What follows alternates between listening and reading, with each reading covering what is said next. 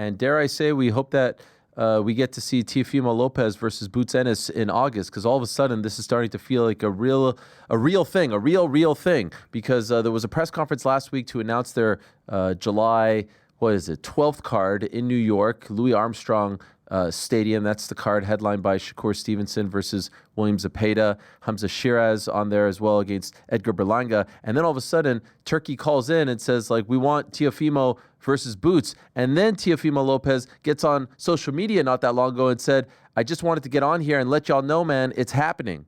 This fight is happening. Okay. Crazy Fimo is happening, bro. Teofimo is happening. 147-pound king. We're coming for him. So is this really happening? Is this happening? Lopez versus Boots at 147, and I presume you're interested, because I sure as hell am. Very. I mean, look, I don't necessarily like people jumping up weight classes just for the sake of jumping up in weight class, but the fact is there are no real obvious opponents for Teofimo at 140. There aren't. Let's be honest. So what's he staying there for? He is a good-sized 140. I never thought he was the biggest 140. Bear in mind, he used to fight at 135. My worry for Teofimo is that there's no rehydration clause with the IBF situation now for Boots. Boots will be considerably bigger than Teofimo. And Boots last time out looked fantastic against Stanionis. So I'd make Boots a big favorite. But, I mean, every time Teo's back's been against the wall where he's not been the favorite, he's found a way to win. I mean, I didn't have him as a wide favorite against Barboza when he made that look easy. I didn't have a favorite against Vasily Lomachenko. He beat him. I didn't have him a favorite against Josh Taylor. He beat him. So he seems to find a way. And Teo's hot right now. Turkey seems to like Teo quite a lot. And if you're Boots as well, what are you doing? I mean, you're not going to fight Brian Norman because he's got to fight in Asia. You're not fighting Barrios because he's fighting, I still can't believe I'm going to say it, Manny Pacquiao. And then what? You're going to go to 154? You start at 147. It's a big money fight. Boots wants the big money fight. Teo's a great fight. I think it's one that I would like to see happen next. It's brilliant. It's the type of opponent that Boots has been searching for, big name opponent who will sell the fight, who will promote it. It's the type of challenge that Teofimo has been searching for. It's a match made in heaven. It's the type of fight that we want from both of them. You know, despite the fact that Teofimo is moving up to 147 pounds, and by the way, Boots has hinted that he wants to move up to 154. Here they are meeting at 147. So that fight hopefully happens. What do we make of all this Jake Paul KSI stuff? Over the last few days, we've seen Nikisa Badarian and Mams Taylor going back and forth. Do they not realize that this is what turned them off from the traditional side of boxing, right? The negotiation.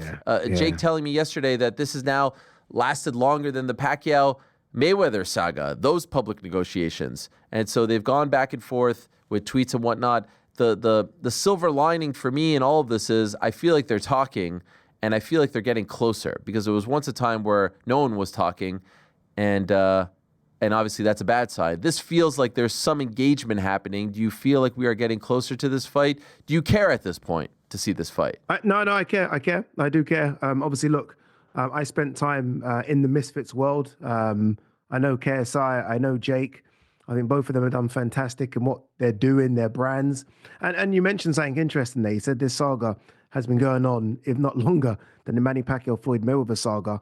That saga, yes, went on long, but that saga became the biggest selling fight we've ever seen. Sure. I'm not saying this will do it, but this will do incredible numbers. Sometimes you have to tease us a little bit. And don't get me wrong, these guys have teased us a bit too long. But all of a sudden now, I'd be fully involved. My only worry for KSI is I think Jake's now gone so much better. I do have him as a massive favorite, and not just so much better, so much bigger. Like Jake now is a big boy. When these guys were talking about fighting sort of 2-3 years ago, I was like, okay, maybe a 185 catchweight. I don't think Jake can make 185 pounds. He's thick, he's solid. So KSI is going to be severely undersized here. So I think if they are talking, I think that's probably a lot of where the talk is going. Like, okay, what size are we going to fight at?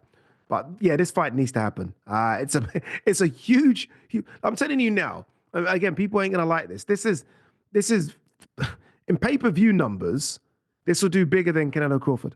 In the UK. KSI isn't as big in America as he is in the UK. Oh, in the UK, definitely. In the UK. I don't know about in the States. Canelo Crawford, way bigger in the States. Way bigger.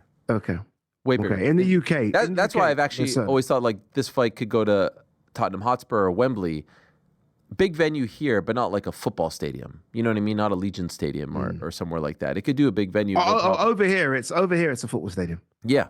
Like comfortable. But I don't know if Jake wants to do that. But they're talking, they're flirting. He's coming back June 28th. I am concerned. We saw KSI at the Times Square card. His hand is still messed up, and he was at the Misfits event this past weekend talking about potentially needing surgery on the hand. So I'm not really sure how that all plays out. Jake is talking about a lot of big names after Chavez Jr. if he gets by him. He's talked about Tank Davis. He's talked about Anthony Joshua. He said Alexander Usyk wants to fight him in MMA. Oh, but honestly, after this weekend, the Darren Till fight has become very interesting to me. Darren Till disposing of Darren Stewart. I know he's not traditional in the way he fights, but he's a big boy.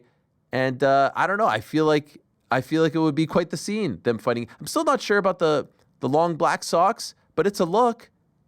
Yeah. And I mean, Darren Till is known, right? I mean, he's known to the US market because of the UFC run. He will sell the fight. I guess with Jake as well, you're always thinking of, okay, who can sell this with me at the presser?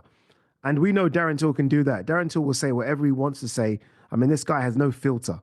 And he will put on an entertaining fight. This is a risky fight. We want to see, I think, the thing about Jake, everyone's been screaming for Jake to fight someone relatively young, right? I mean, that's always the go-to when it comes to kind of critiquing Jake, although he does fight young people. For some reason, people always seem to think he only fights people that are 40 and above, which isn't necessarily true. Darren Till certainly ticks that box, right? I mean, he's a young guy. I mean, the footage there showed he's still athletic. That wasn't his best performance, but again, that was against a former UFC guy. So I like it. I mean, if they're not going to get anyone in the ring next that they want to, i.e. Javante and certainly not AJ and not KSI, I think Darren Till's a perfect next opponent, even when he gets past Julio Cesar Chavez Jr. I think it's a great idea. What do you think of Jake Paul versus Tank Davis, 195 exhibition bout? What are we doing? You don't like that? I mean, absolutely not. No. Can you? I can't even imagine. As soon as I saw this, I was watching your interview. I was like, I couldn't even picture what Tank would look like at 195. Yeah. I wonder what he walks around at. What is he? 5'4", 5'5"? Yeah. I mean, there's a guy. He's supposed to be 200 pounds at 5'4". Yeah. I don't know what he walks around at, but 195. I was surprised to hear that. So let's see. He probably walks around max 160. Max 160. Maybe there's just a gap, and that's why it would have to be an exhibition bout. He has to fight Lamont Roach again. If he loses to Lamont Roach, and I know that's a crazy thing to say, but you know what happened just a couple of months ago, that fight would go up in smoke. And if there's one thing I think we all learned from boxing over the last few months, don't count the chickens before they hatch. Anytime it seems like there's another one waiting on the other side of a fight, something crazy happens along the way.